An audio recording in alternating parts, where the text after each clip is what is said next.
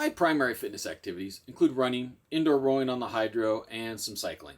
And while I spend most of my time on bikes on e-bikes, I do use my 1994 Bridgestone X04 for biking and some new e-bikes for standard biking as well. So for the past couple of months, I've been riding with an accessory that helps me track the fitness benefits of when I am cycling on non-electric bikes.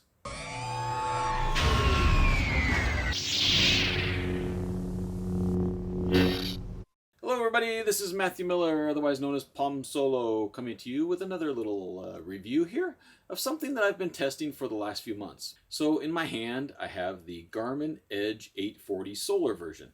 And if you can see in my other hand, there's the Edge 830. When you hold these in your hand, they look similar at first glance with the same size display, but there's a lot more differences than that. So, the Garmin Edge 840 comes in two versions, a solar version and a non-solar version with a $100 price difference between the two. And I've been testing out the solar version, which provides a longer battery life thanks to the solar panel on top. So this does look like the 530 and the 540 because it has the same 2.6-inch color display, but that's about it, right? This thing has the feature set of what you find in the large 1040. Also has USB-C, multi-band, multi-frequency, dual frequency, GNSS, with features that will rival any other bike computer, making this probably one of the most feature-packed bike computers available. And in my case, I don't even use probably a tenth of what they offer. There's 32 hours of detailed tracking available on this, a little bit longer with solar charging, and in battery saver mode, you can get up to 60 hours. So battery life's really not a concern when you're on a typical bike ride. While these may appear to be very similar at first glance, the Garmin Edge 840 really has one revolutionary feature added to it that makes a world of difference when it comes to using the bike computer, and that is the ability for the touchscreen display. It still has the 7 navigation buttons around the outside 3 edges, not the top, but it also has a touchscreen interface. And in my experiences, that touchscreen has really taken it to the next level of usability.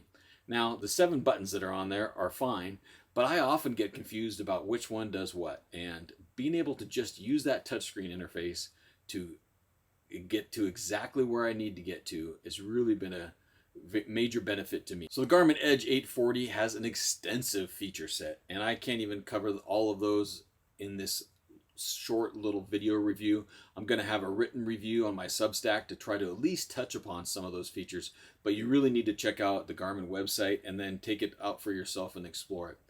The touchscreen and the 7-button interface is there, solar charging, long battery life. It also has trail forks and Strava segments integration. And in the box, it comes with plenty of mounting options, right? It has the out front mount, it has the other mount, and this Velotric Thunder 1 actually has a mount on the center part of this e-bike. It doesn't have a display on this e-bike. It has a center mount, and that center mount happens to be the Garmin universal mount. So I can put this right on the Velotric Thunder 1, lock that in place, and have a bike computer to track my biking on that bike with the battery function of that bike turned off to 0. And it functions as a regular bike. A couple of the things that you may not like about this Garmin Edge 840 Solar, it is rather expensive, and the display at 2.6 inches may not be as big as you want. I personally see that as a pro rather than a con, because it is large enough for me to easily view as I'm riding, but it's not so big that I'm worried about it knocking on something if I'm up in the trails. And one of the primary reasons I like using the Garmin Edge 840 is the Climb Pro that is provided without having a route entered into the device. So I live on the top of a hill, so I end up riding my bike on quite a few hills, and it's awesome to see as I start my hill to see it pop up automatically on this display, show me all the details of that hill, including how long I have to continue up that hill. So it's giving me a little motivation on riding, and also it's a bit of a challenge when I see the severe angles and all of that on that hill and how I can challenge and take that hill on. So the solar model of this is priced at $549.99 and the non-solar at $449.99, so there's a $100 difference there. So while I always can be found with a couple watches on my wrists, bike computers really are a better way to track your cycling and to manage your ride, right? There's navigation capabilities on here. The data's in front of your face. You're not looking around.